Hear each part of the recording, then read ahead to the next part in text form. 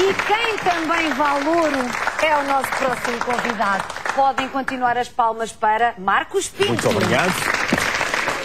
Olá. Olá, Marcos, está tudo bem? Tudo bem. Olá. Ora, muito bem. Nós podíamos começar aqui a dizer que tu és um prodígio, que também não falaríamos mentira nenhuma. Que exagero. Enfim, porque és muito jovem e já tens um percurso muito agradável. Antes de mais, está a correr tudo bem toda a tarde no Rádio Clube Português aos fins de semana? Muito bem mesmo. Muito bem. Muito bem. Muito bem. E este livro, que também te traz aqui, No Ar, 100 Histórias da Rádio. Era sobre este livro que falávamos há pouco, quando falávamos com João David. Que livro é este? O que é que ele contém? O que é que leva as pessoas a comprá-lo? Vem aí o Natal, é um ótimo modo. Olha, a gênese deste livro parte de uma ideia que eu tinha, que era encontrar uma forma de homenagear a rádio, primeiro enquanto ouvinte, que passava horas a fio a ouvir rádio, e depois enquanto profissional agora.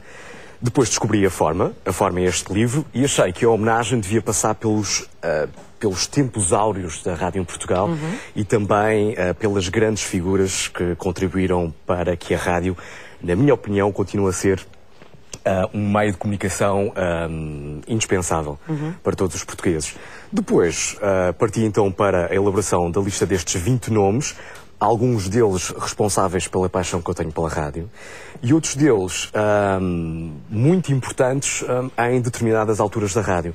São histórias que começam na década de 60, acabam na década de 90, precisamente numa questão que há pouco estavam a falar com o João, da lei da rádio, que foi uma coisa que veio, na altura, legalizar a onda das rádios piratas em 88. Portanto, há todo tipo de histórias, há histórias divertidas, há algumas histórias mais dramáticas, há histórias na primeira pessoa, há histórias destes profissionais que ouviram falar.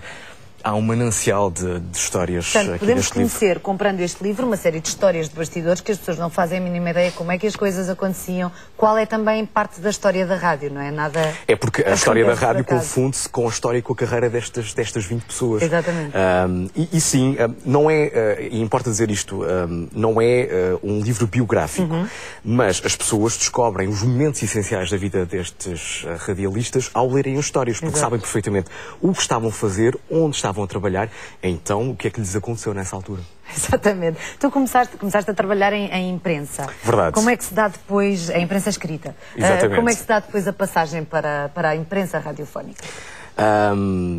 Dá-se porque era uma paixão que eu nunca desisti de lutar, não é? E sempre à procura da oportunidade e de alguém que me desse essa oportunidade. Aconteceu. Nós temos tanto em comum, Marcos. Temos. Temos. E começa na faculdade, sabias? Sim, tirámos o curso na mesma No ISCTE. faculdade, no ISCTE, portantinho, não diziam sempre isto. Diziam também, Pois, é verdade. Bom, adiante.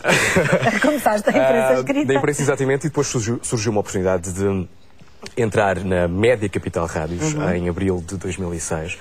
E já fiz um pouco tudo naquela casa, desde editar noticiários na Rádio Comercial, passei para o Rádio Clube Português. Sim.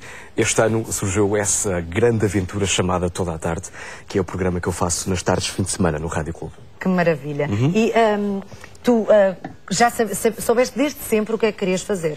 Não sabias exatamente onde, provavelmente, mas sempre soubeste que, também que acredito, com essa voz, deves ter a primeira palavra que disseste, mamã. E ela pensou, este rapaz vai trabalhar na rádio, era uma voz tão colocada. Eu espero que isso não tenha acontecido, porque eventualmente terei assustado os meus pais. Bem, mas adiante. Não, sempre, desde muito novo, há momentos da minha infância que eu deixo de jogar à bola com os meus amigos para ficar em casa a ouvir rádio.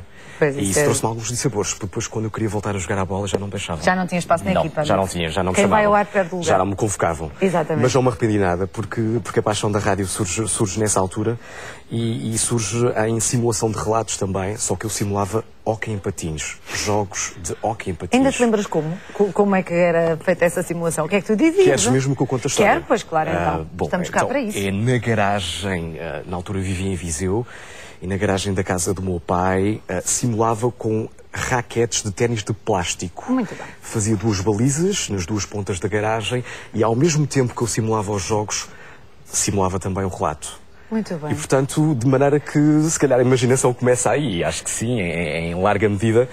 E claro está, era eu que imaginava e inventava todos os resultados, não é? Pois claro, imagina. Tu podes dizer o teu clube ou não? Posso. Então. Académico de Viseu. Muito bem. Muito Ai, um beijinho para o Académico de Viseu, que nós nunca falamos de clubes sem ser Sporting, Porto, Benfica, e há muito mais futebol e desportos para além disso. Claro. Dentro de tantas histórias que se devem viver na rádio e nos programas de rádio em direto e aquelas coisas todas que acontecem, tens assim algum episódio verdadeiramente caricato que gostasses de nos contar? Tenho.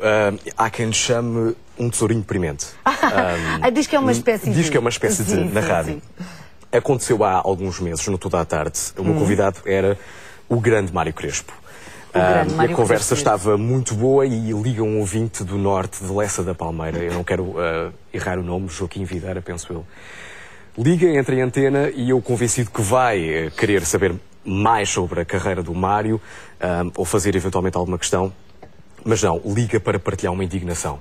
Estava um caminhão frigorífico parado à frente da casa dele já há 2 semanas. Isso é que não pode e ser. As autoridades não faziam nada. E isto é fascinante porque ele sentiu que ele podia ligar para a rádio e que a rádio podia ajudar a mudar aquele estado das coisas. E é um momento, é o meu momento mais caricato, porque eu descontrolei-me. Começaste a rir. Comecei a rir. E porque também não é fácil ver o Mário Crespo, aquela figura que todos nós conhecemos, Exato. a rir. Perdido. A bandeiras esfregadas nos também. estúdios do Rádio Clube. Acontece muitas vezes, assim, partir-te a rir e não conseguires parar. Não acontece. Daí eu achar e recordar esse momento, de facto, foi um momento em que eu me descontrolei. E a dada altura, o ouvinte pergunta-me, posso fazer uma questão? E eu pensar, é agora que ele vai fazer a tal questão. Porquê é que se estão a rir? Se o que eu perguntei é tão normal, não é? Porquê é que se estão a rir? E há um silêncio de 3 segundos que em rádio é ruído. E é o Mário Crespo que me salva. Bom, você disse que é um caminhão frigorífico, pode ser que eventualmente haja produtos, não é? E se há, ao fim de 15 dias estão estragados. E quando tu pensas que a conversa fica por aí, não, ele continua. Não, porque eu já vi. Já vi o interior do caminhão e não há nada. E a conversa continua e voltei a descontrolar-me. E foi esse o momento mais caricato da minha vida, sim. Qual é que é o teu grande sonho em rádio? Ou para a rádio? Nunca deixar de fazer rádio. Independentemente do que estejas a fazer, seja a que horas eu de facto agora encontrei aquilo que eu quero fazer na rádio. Este programa ao fim de semana é algo que me tem entusiasmado nos últimos meses da minha vida e obviamente que novos desafios se vão colocar no futuro. Quero experimentar outros horários, quero trabalhar para vários públicos, mas acima de tudo nunca deixar de fazer rádio. Isso é que é o meu grande objetivo de vida. É um sonho constante. É um sonho constante. Exato, é o sonho constante que comanda a tua vida. Exatamente, e ainda exatamente. bem. No Ar, Sem Histórias da Rádio, já sabe, é este o livro que pode e deve oferecer neste próximo Natal, porque vai saber de tudo. Vou só dizer-lhe alguns nomes, só para ter uma ideia. João David Nunes, não sei se conhece por acaso, Adelino Gomes, António Macedo, António Salan, Artur Agostinho, Cândido Mota, enfim. Uma série de nomes que marcaram e marcam a rádio em Portugal. Pode saber tudo com este livro do Marcos. Diz isto. Só muito rapidamente. Sim. Só para dizer que no início desta semana estive na cidade do Porto e encontrei o livro numa livraria de referência no Porto, na secção Literatura Estrangeira. Que bem. No meio de Gabriel Garcia Marques e de Isabel Allende. Mas não estavas mal acompanhado. Não estava mal, não é? Mas isto para dizer que se forem à livraria, não desistam de procurar. Ele está por lá alguns. Ele está por lá na Latina, quanto mais até pode estar nos romances, quem sabe. Nos romances, quem sabe, muito bem. Marcos Pinto, obrigada, Marcos. Obrigada por teres vindo ao Portugal do Coração. Ora bem, elas são meninas.